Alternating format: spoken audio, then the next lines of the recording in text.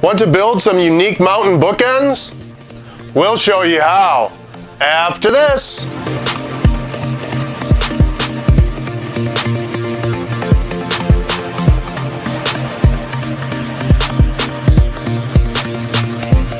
I'm Kyle with Adventures at Home, and in today's video we're going to be showing you how to make some mountain-shaped bookends for the floating shelves that we just made for Ryan's room. At Adventures at Home, we love all things DIY.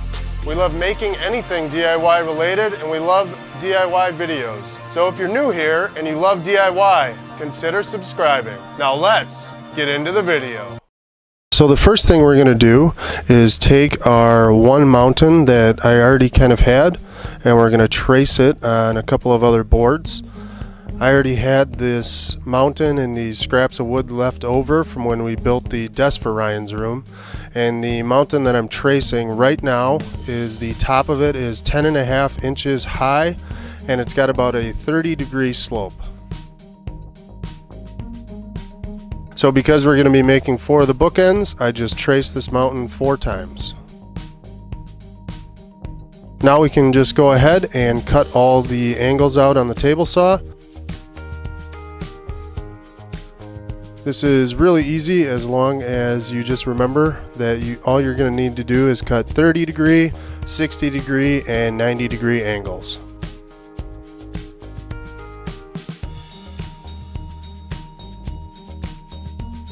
I went and cut all of the 30 and 60-degree angles that I needed first, and then it's always a good idea before you start cutting 90-degree angles to just make sure that your miter gauge is perfectly square with the blade. And then I went back and just squared everything up.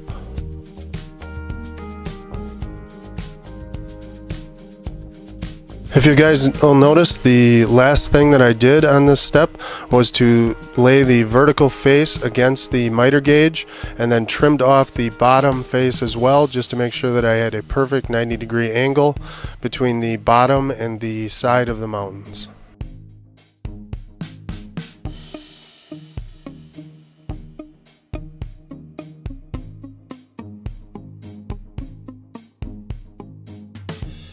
Next, I did the same thing to make the smaller mountains. I had another piece left over from cutting the larger mountains, and I cut that to be about 7.25 inch high, and I followed the same step where I just traced it out 3 more times.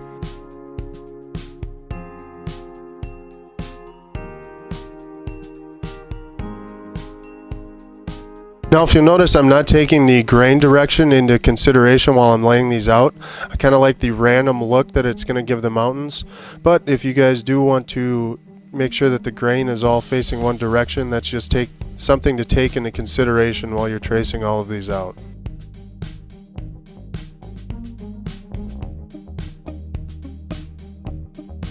Now we can go to work cutting out all of the smaller mountains in the exact same way that we did the larger ones.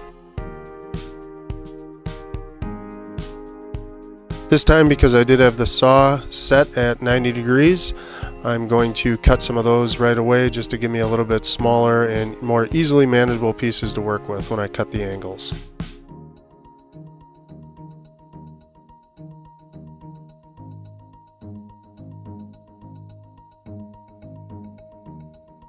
While I'm working on this, I just wanted to remind you guys about our website and our other social media sites.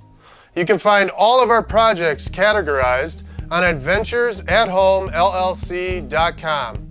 We'd also like to connect with you on Instagram and Facebook.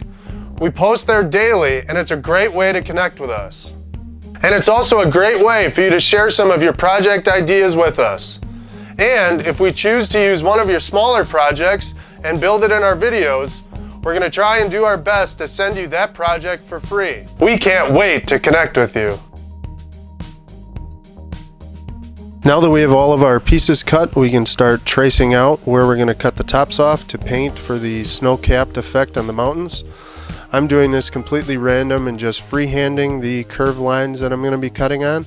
But if you wanted all of these to be uniform, you could just draw one and then use that cutoff piece to trace the other ones, and then that way they would all be uniform.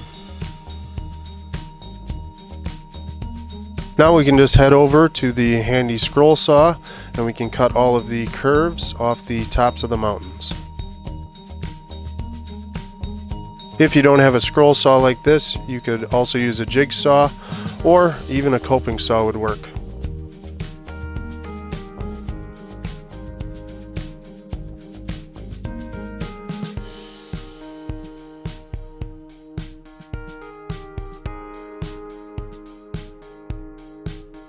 I really do love having a scroll saw around, and after we got it we were surprised with the amount of projects that we actually use it for, and it's definitely way easier to do some of this stuff than to have to use a jigsaw and worry about clamping everything down. I'll put a link in the description down below if you guys want to check this one that I'm using out.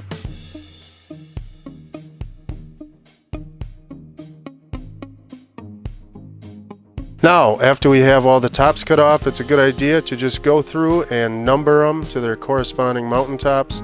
This way you're not trying to assemble them like puzzle pieces after you have them painted.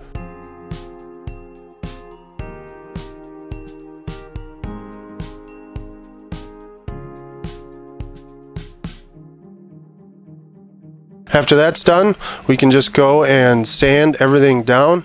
I'm just lightly sanding all the edges down to get rid of any rough edges, as well as just touching the surfaces up just a little bit. Because this was originally bought as 1-inch edge glued pine, most of the edges are already pretty finished, so this step didn't require a whole lot of work.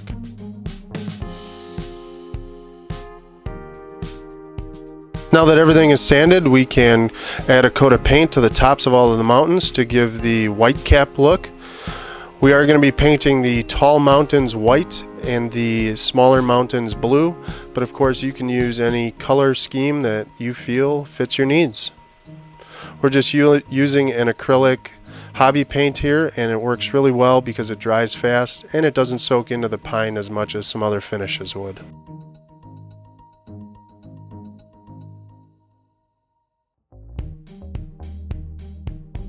While those are drying, we can cut down the dowels that are going to be joining the two mountains together. I just put a stop block in and we can cut all of them down to 2.5 inches. We are going to be using 3 per bookend set, so we're going to need 12 of these total. We're just using 3/8 inch dowel for this, and we don't really need anything any more heavy duty, nor do we want it. All this is really doing is to keep the mountains from falling over and to keep them equidistant apart. And using the smaller dowel will hide them a little bit more, so it kind of looks like 2 freestanding mountains.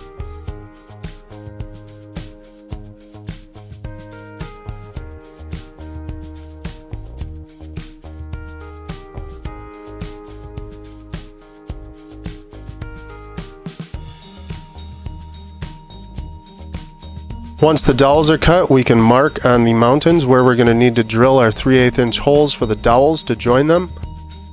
We're going to measure in 1/2 inch from each edge, and the only thing you really need to take into consideration here is the length of the top and the bottom of the smaller mountain, so you can mark that same distance on the larger mountain.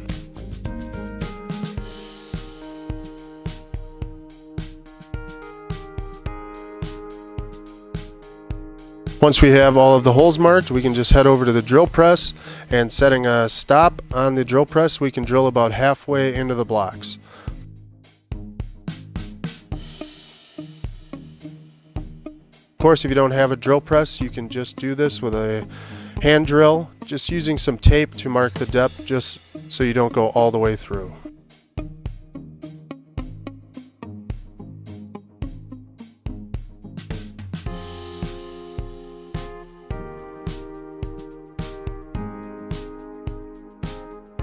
Now that we have all the holes drilled on the mountains, we can put a dab of glue into each one of the holes. The glue isn't really necessary, but it'll just give the dowels a little bit more rigidity and make sure that they don't come apart. Just one small drop in each one of the holes is enough to hold these.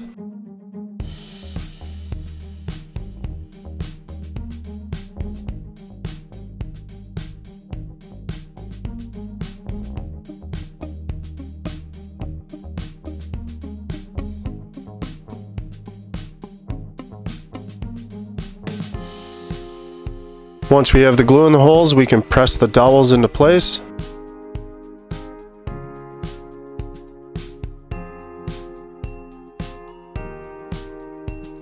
And we can line it up with the smaller mountain then and press those in.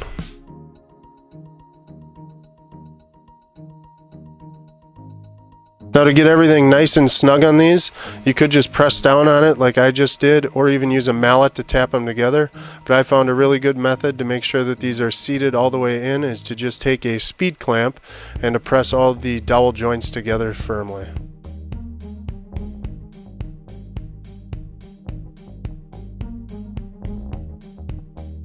After doing that with all four, we're just going to wipe everything down with a tack cloth to remove all of the dust before finishing these.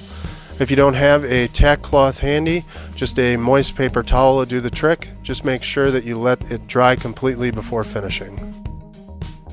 We're going to be using tung oil for this finish.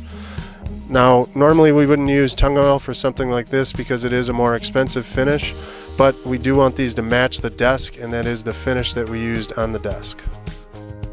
So we can just apply some tung oil to all of the mountains.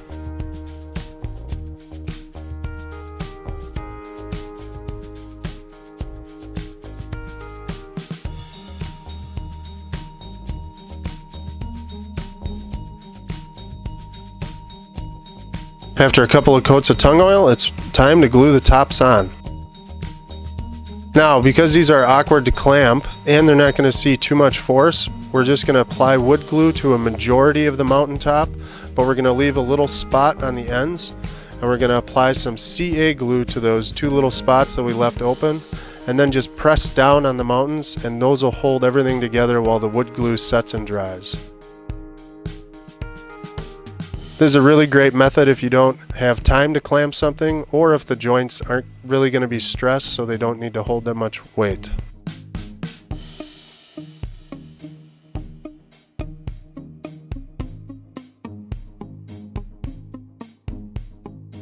As you can see, it just takes a little bit of CA glue on each ends of the mountain cap. Line it up. Apply a little bit of pressure, and you're good to go. So there you have it, an easy way to make some custom and unique looking bookends. We really like the way that these turned out, and we really wouldn't change too much about them, except for the fact that they are just a little bit slippery on the wood surface of the shelf. So in the future, we may go back and we may add some little rubber feet to them, similar to what you'd find on the bottom of a glass table or something, just to give them a little bit more gripping surface. If you like this video, make sure to hit the thumbs up button, and if you want to keep seeing more content like this, make sure to subscribe to our channel and ring the bell if you want to be notified the next time one of our videos is posted. We'd love to hear any of your comments down below on how you would change these or what you think we could do to improve. And until next video, I'm Kyle, helping you create your own adventure at home.